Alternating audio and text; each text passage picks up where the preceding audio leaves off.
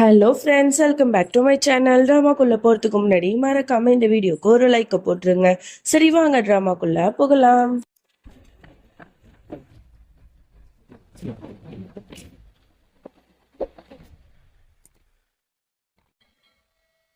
Starting சீன்ல குணால தான் காட்டுறாங்க. அப்ப காலிங் பெல் அடிக்கிற சவுண்டு கேக்குது. யாருன்னு சொல்லிட்டு போய் பார்த்தா பயங்கர ஷாக்கு. அங்க வந்து இஷான் தான் நிக்கிறான். அவ எதுவுமே பேசாம டக்குன்னு குணால பிடிச்சு அப்படி வாயிலேயே வந்து ஒரு குத்து குத்திடுறான். அப்படியே அவனோட வாயிலிருந்து ரத்தமா வருது. இஷான், என்ன பண்ணிட்டு இருக்க? ஒரு நிமிஷம் நான் சொல்றது கேளுன்னு இவன் சொல்றதுக்குள்ள இவன் கண்ணா பின்னான்னு அப்படியே வந்து அவன் சட்டையை பிடிச்சு அப்படியே அடிக்க ஆரம்பிச்சிடுறான். எவ்வளவு திமிர்டா உனக்கு? நீ வந்து எனக்கு ஹெல்ப் பண்ற அப்படின்னு சொல்லிட்டு நடிச்சிட்டு இருந்தியா? மௌலிய நீ எவ்வளவு திமிர் இருந்தா அப்படிலாம் பேசியிருப்ப. மௌலியையே நீ வீட்டை விட்டு வெளில துரத்த பாக்குறியா? அப்படி இப்படின்னு சொல்லிட்டு கண்ணா பின்னான்னு அவனை போட்டு அடிச்சிட்டு இருக்கான்.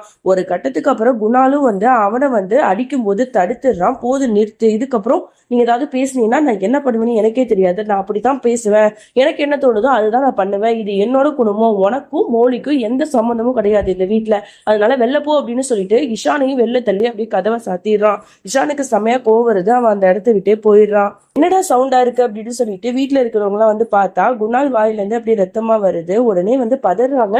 ஐயோ, என்னாச்சு ஏதாச்சு அப்படின்னு சொல்லிட்டு மருந்தெல்லாம் போட்டு விட்டுட்டு கேட்கும்போது அவன் வந்து சொல்றான், இந்த மாதிரி இஷான் வந்து என்ன அடிச்சுட்டான். அவன் கோவம் வந்து நியாயமானது தானே, அதனாலதான் நானும் எதுவும் அவனை வந்து அடிக்காம விட்டுட்டேன் அப்படிங்கிற மாதிரி சொல்லும் போது, நீ எவ்வளவு கஷ்டம் தான்ப்பா பட போற அப்படின்னு சொல்லிட்டு அம்மாக்காரங்க ரொம்ப வருத்தப்பட்டு இருக்காங்க. இடுங்கம்மா, எல்லாமே வந்து என்னோட பொண்ணு மிஸ்டிக்காக தான் நான் பண்றேன். அவளுக்காக நான் என்ன வேணா பண்ணுவேன். இதெல்லாம் சும்மா சாதாரணம் தான் அப்படிங்கிற மாதிரி அவனும் சொல்லிட்டு இருக்கான். அடுத்த நாள் ஆகுது, விடிஞ்சிடுது. இங்க வந்து இஷானை தான் காட்டுறாங்க. அவ காஃபி எல்லாம் எடுத்துட்டு போய் மௌலிய வந்து எழுப்புறான். மௌலி வந்து அப்படியே டைல நல்லா படுத்து தூங்கிருப்பா போல. அப்படியே முழிச்சு பார்த்துட்டு ரொம்பவே சோகமா தான் இருக்கா. என்ன மௌலி, ஏன் ஒரு மாதிரி இருக்கா? சரி, பரவாயில்ல, இருந்தா காஃபி குடி. நேற்று நடந்ததெல்லாம் நீ மறந்துடு. எதா இருந்தாலும் நான் பாத்துக்கிறேன். அந்த குணால் வந்து என்ன நினைச்சாலும் சரி, மிஸ்ஸையும் உங்ககிட்ட இருந்து பிரிக்கவே முடியாது. எல்லாத்தையும் நான் பாத்துக்கிறேன், நீ கவலைப்படாத அப்படின்னு ஆறுதல் சொல்லிட்டு காஃபி குடி அப்படிங்கிற மாதிரி சொல்றான். இல்ல, எனக்கு மனசு சரியில்லை, எனக்கு வேணாம், நான் இப்பவே ஒரு இடத்துக்கு போகணும் அப்படின்னு சொல்லிட்டு அங்க இருந்து கிளம்பிடுறா. இங்க அப்படியே வீட்டுல தான் காட்டுறாங்க. எல்லாரும் டைனிங் டேபிள்ல உட்காந்து சாப்பிட்டுட்டு இருக்காங்க. எல்லாரும் ஜாலியா சிரிச்சு பேசிட்டு இருக்கும் போது மிஸ்டி மட்டும் ரொம்பவே சோகமா இருக்கா. எனக்கு வந்து அம்மாவை தேடுது, அம்மா மட்டும் இங்க இல்லையே அப்படின்னு சொல்லிட்டு வருத்தப்படுறா. உடனே குணாலுக்கும் ஒரு மாதிரி ஆயிடுது. அப்ப வந்து அவளை சமாதானப்படுத்தணுங்கிறதுக்காக அவன் சொல்றான், ஐயோ, இன்னைக்கு சாப்பாடு வந்து ரொம்பவே போரிங்கா இருக்குல்ல. நான் வந்து ஆன்லைன்ல வந்து பீஸா பர்கர் அப்படின்னு சொல்லிட்டு இதெல்லாம் ஆர்டர் பண்ண போறேன் அப்படின்னு சொன்ன உடனே மிஸ்ஸி அப்படியே ரொம்ப ஹாப்பியாக ஆரம்பிச்சிடுறா.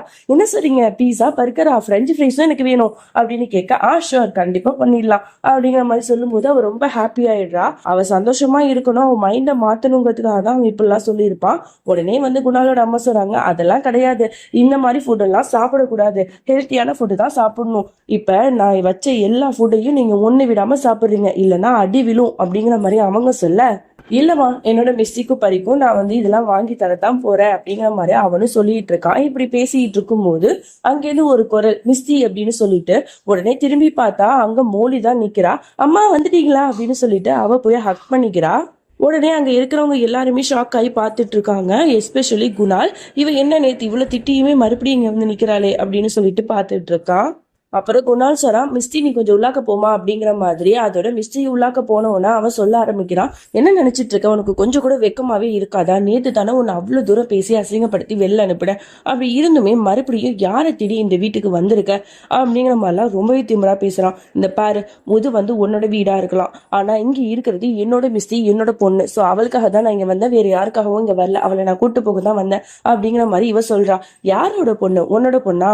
அவ ஏன் பொண்ணு, அவ ஏன் கூட தான் இருப்பா, இங்கதான் இருப்பா, நீ என்ன வேணா பண்ணிக்கோ, இங்க இருந்து போ, அவளெல்லாம் விட முடியாது அப்படிங்கிற மாதிரி அவனும் திமிரா சொல்றான். என்ன சொன்ன? உன்னோட பொண்ணா? இவ்வளவு நாள் கழிச்சு இப்பதான் அவ உன்னோட பொண்ணு அப்படின்னு சொல்லிட்டு உனக்கு வந்து தெரியுதா? இத்தனை நாள்ல அவ பிறந்ததுல இருந்து ஒரு நாளாவது அவளை வந்து நீ மீட் பண்ணிருப்பியா? இல்ல அவளுக்காக தகப்பன்னு சொல்லிட்டு ஏதாவது நல்லது கெட்டது ஏதாவது ஒண்ணு பண்ணிருக்கியா? அதெல்லாம் ஒண்ணுமே பண்ணாம இப்ப திடீர்னு வந்துட்டு இவ ஏன் பொண்ணுன்னு நீ உரிமை கொண்டாடுறியே, உனக்கு வந்து வெக்கமா இல்ல அப்படிங்கிற மாதிரி கேக்குறா. இந்த பாரு, நீ என்ன வேணா சொல்லிக்க, என்ன கில்ட்டியா ஃபீல் பண்ண வைக்கணும்னு மட்டும் நீ நினைக்காத. அன்னைக்கு வந்து நீ என்கிட்ட போய் சொன்ன நான் பிரெக்னெண்டா இல்லைன்னு, அதை நம்பிதான் நான் வந்து போயிட்டேன். ஒருவேளை நீ உண்மையை சொல்லியிருந்தீங்கன்னா மிஸ்டியோட எல்லா பொறுப்பையும் நானே ஏற்றிருந்திருப்பேன். அதெல்லாம் பழைய விஷயம், இப்ப அதை பத்தி பேசாத. இப்போ உன்கிட்ட ஒரே ஒரு வாய்ப்பு தான் இருக்கு. இந்த இஷானை வந்து நீ கல்யாணம் பண்ணிக்கிட்டு செட்டில் ஆயிட்டு நீ தனி லைஃபை பார்த்துட்டு போ.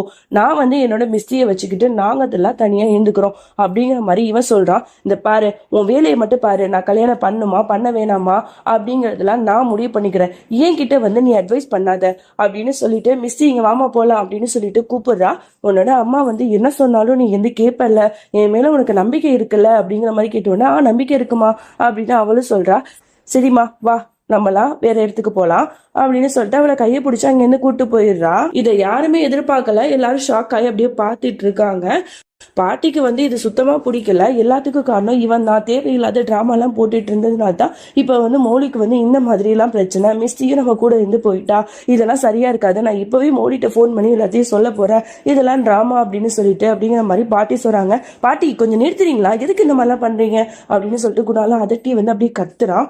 உடனே அம்மாக்காரங்க சொல்றாங்க, டேய் அவங்க வந்து உடனே பாட்டி இப்படிதான் பேசுவியா அப்படின்னு கேட்க, ஐயோ சாரி பாட்டி, இந்த பாருங்க நான் எல்லாமே வந்து மிஸ்டிக்காகவும் மௌலிக்காகவும் தான் பண்றேன், எல்லாம் நல்லபடியா நடக்கும், நீங்க கொஞ்சம் அமைதியா இருந்தா அதுவே எனக்கு போதும் அப்படிங்கிற மாதிரிலாம் சொல்லிட்டு இருக்கான். அப்புறம் எங்க மௌலியை தான் காட்டுறாங்க. அவ கோவமா வந்து மிஸ்டியை கூட்டிட்டு நடந்து வந்துட்டு இருக்கும் போது எதுக்காப்புல இஷான் வந்து நிக்கிறான். இஷானை பார்த்தோன்னா அப்பா அப்படின்னு சொல்லிட்டு அவளும் போய் அப்படியே தாவி ஏறிக்கிறா.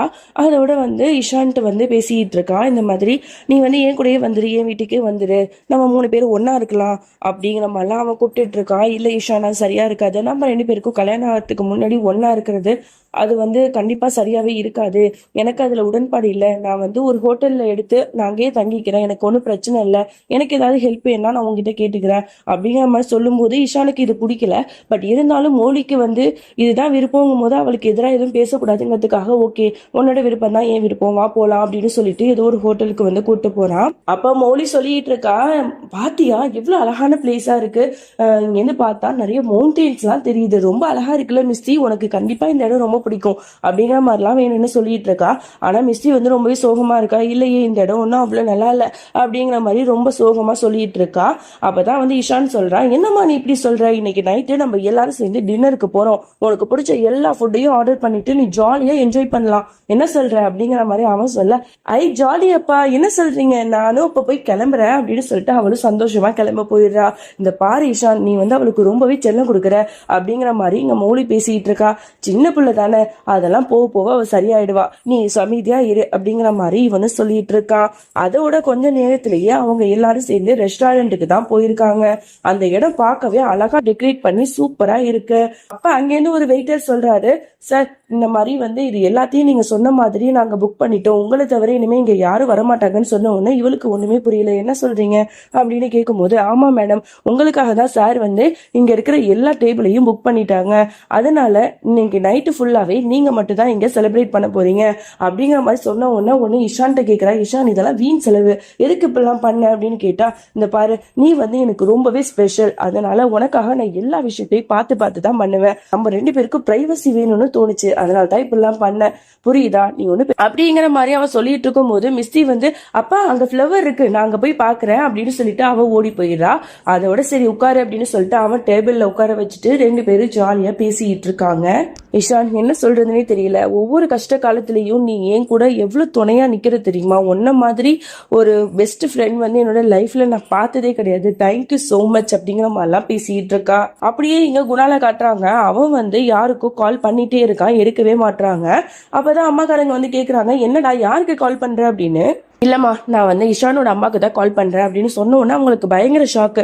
உனக்கு என்ன பைத்தியமா, அவங்களுக்கு எதுக்கு கால் பண்ற அப்படின்னு கேட்டா, இல்லம்மா நான் ஒரு பிளான் வச்சிருக்கேன், அந்த பிளானே வந்து அவங்க மூலமா தான் நான் வந்து பேசி அந்த பிளானை வந்து சக்சஸ்ஃபுல் ஆக்க முடியும், அதனால தான் நான் உங்ககிட்ட பேச போறேன் அப்படின்னு சொல்லும் போது, இல்லடா அவங்களாம் ரொம்பவே ரூடான டைப்பு, உன்னையும் சரி நம்மளையும் சரி அவங்களுக்கு சுத்தமா பிடிக்காது, ஏதாவது திமிழ்த்தனமா பேசிடுவாங்க, நீ அவங்க கிட்ட பேசாத அப்படிங்கிற மாதிரி அவங்க வார்னிங் பண்றாங்க.